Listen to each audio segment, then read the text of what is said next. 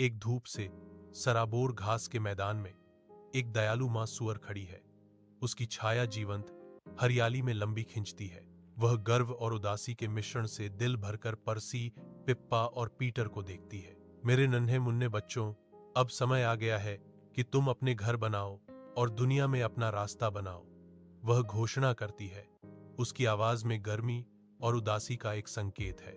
परसी, Pippa और Peter, उनकी आंखें उत्साह से चौड़ी, एक स्वर में जवाब देते हैं, अलविदा मां। तीन छोटे सूअर युवा जोश से भरे हुए स्वतंत्र जीवन शुरू करने के लिए तैयार घास के मैदान में भाग गए। तीन छोटे सूअर धूप वाली सड़क पर टहलते हैं। उनकी घूंघराली पूंछ युवा आनंद से झूल रही है। परसी, उसकी आंखों में शरारत चमक रही थी, एक आदमी को सुनहरी भूसे से भरी गाड़ी को धकेलते हुए देखता है। परसी के दिमाग में एक विचार कौंधता है। उसकी चंचल प्रकृति हावी हो जाती है। वह रुक जाता है, तिनके में निहित संभावनाओं से मोहित। अन्य सूअर प्रत्याशा के साथ देखते हैं, परसी के संक्रामक उत्साह को महसूस करते हुए। सूर्य की गर्म निगाहों के नीचे परसी भूसे के बंडल स्वीकार करता है। उसकी आंखों में एक आशावादी चमक। तेज अनुभवी चालों से वह तिनके को दीवारों में आकार देता है। एक आरामदायक घर आश्चर्यजनक गति से ऊपर उठता है। घास फूस का घर पूरा खड़ा है, जो त्वरित कार्य और साधारण आश्रय का प्रमाण है। परसी खुशी से अभिभूत होकर अपने नए घर के चारों ओर नृत्य करना शुरू कर देता है। हर कदम राहत और संतुष्टि से भरा है। कार्य को इतनी आसानी से जीतने का जश्न। खुली हवा में उसकी हंसी गूंजती है, जो जीत और अस्थायी सुरक्षा की मधुर ध्वनि है।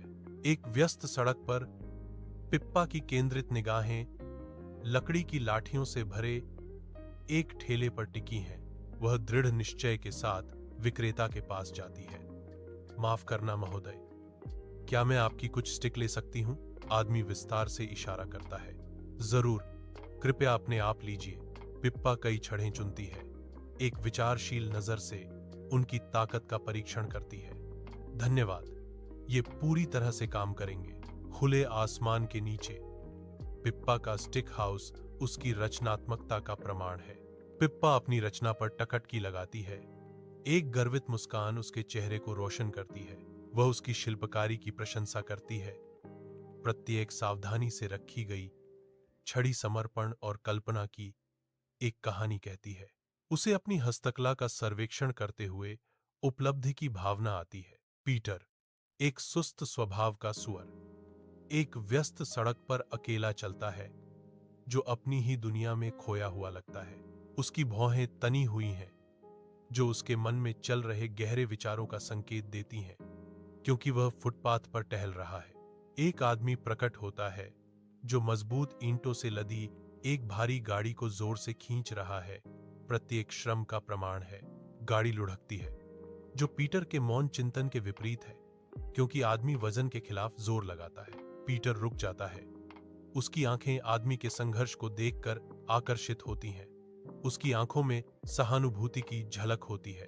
यह दृश्य एक सामान्य सड़क पर बोझिल श्रम और शांत प्रतिबिंब के मार्मिक प्रतिच्छेदन को दर्शाता है। खुले आसमान के नीचे पीटर भारी ईंटों को स्वीकार करता है। उसका चेहरा दृढ़ संकल्प से भरा हुआ है। ईंट से ईंट जोड़कर वह निम्ब रखना शुरू करता है। संरचना धीरे धीरे धरती से ऊपर उठती है, घर और ऊंचा हो जाता है। प्रत्येक ईंट सावधानी पूर्वक रखी जाती है, जो उसके संकल्प का प्रमाण है। सूर्य की किरणें मजबूत दीवारों पर चमकती हैं, जो ईंटों की मजबूती और लचीलापन दिखाती हैं। पीटर पीछे हट जाता है, अपने बने हुए ईंट के घर को देखता है, जो दिन की विशालता के खिलाफ सुरक्षा और स्थिरता का प्रतीक है। उज्जवल सुबह की धूप में परसी का पुआल का घर भोला और असुरक्षित खड़ा है। एक बड़ी भूखी भेड़िया एक कमजोर संरचना पर छाया डालता है। उसकी आंखें शिकारी इरादे से चमक रही हैं। भेड़िया फूस के घर के चारों ओर घूमता है।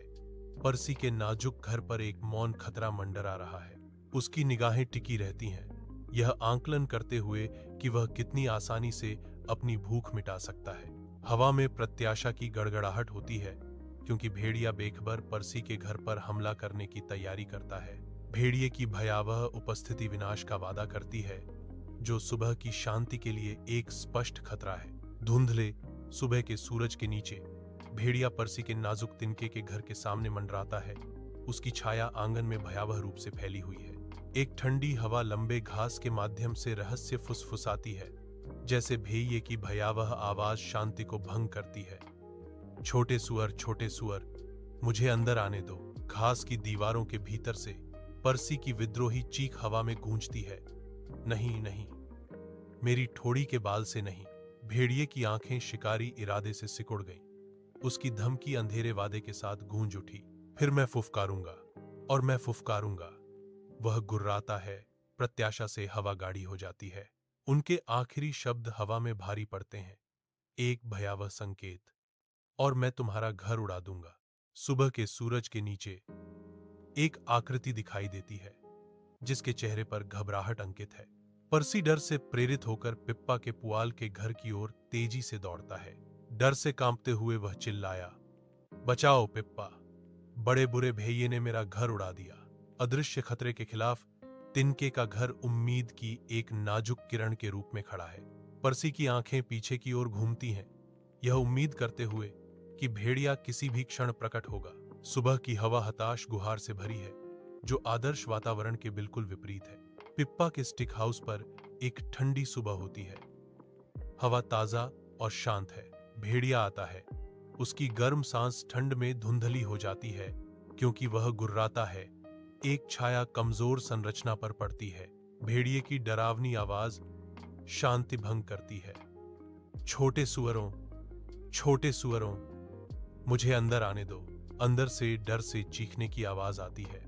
नहीं नहीं। भेड़िया गहरी सांस लेता है। उसकी आंखें दुष्ट इरादे से चमक रही हैं। एक जोरदार दहाड़ के साथ वह अपना क्रोध छोड़ता है और लकड़ियों का घर टूट जाता है और ढह जाता है। पर्सी और पिप्पा आंखों में दहशत लिए घबराकर दौड़ पड़े। उनके छोटे पैर धरती के खिलाफ तेजी से पंप करते हैं। एक अदृश्य आतंक के खिलाफ एक हताश दौड़। आगे पीटर का ईंटों का घर सुरक्षा के प्रतीक के रूप में खड़ा है, जिसकी मजबूत दीवारें शरण का वादा करती हैं। हर सांस एक सिसकी है। हर कदम बचाव के लिए एक जोरदार गुहार है। सुबह का सूरज लंबी छाया डालता है, ईंट के घर की ओर भागते हुए उनके डर को बढ़ाता है। सुबह के सूरज के नीचे बड़ा बुरा भेड़िया पीटर के ईंट के घर पर आता है। उसकी आंखें दुर्भावनापूर्ण इरादे से चमक रही हैं। भेड़िए की आवाज झूठी मिठास से टपकती है जब वह चिल्लाता है, छोटे सुअरों, मुझे अंदर आने दो। अंदर से डरी हुई आवाजों का कोरस जवाब देता है, नहीं नहीं। भेड़िया हाँफने लगता है। उसकी विशाल छाती हर सांस के साथ फूलती है, क्योंकि वह घर को उड़ाने की कोशिश करता है। भेड़िए के जोरदार प्रयासों के बावजूद ईंट का घर मजबूती से खड़ा है, उसकी दुष्ट इरादों का विरोध करते हुए। पीटर के ईंट के घर के बाहर भेड़िए का चेहरा लाल हो जाता है। उसका सीना थकावट से हाँफ रहा है। उसकी आंखों में एक चालाकी भरी चमक झलकती है, क्योंकि वह चिमनी को देखता है, जो हमले का एक नया रास्ता है। एक गहरा विचार उसे खा जाता है, आहा, मैं चिमनी से नीचे जाऊंगा। भेड़िया मुस्कुराता है, अपनी जीत की कल्पना करता है, क्योंकि वह अनजान घर को देखता है। पीटर के ईंट के घर के अंदर सुबह की रोशनी खिड़कियों से आती है, हवा में नाचते धूल के कणों को रोशन करती है। पीटर का चेहरा एकाग्रता से अंकित है, क्योंकि वह अटूट ध्यान से सुनता है। चुपचाप मैं चिमनी के नीचे जलती आग पर पानी से भरा एक भारी बर्तन रखता हूं।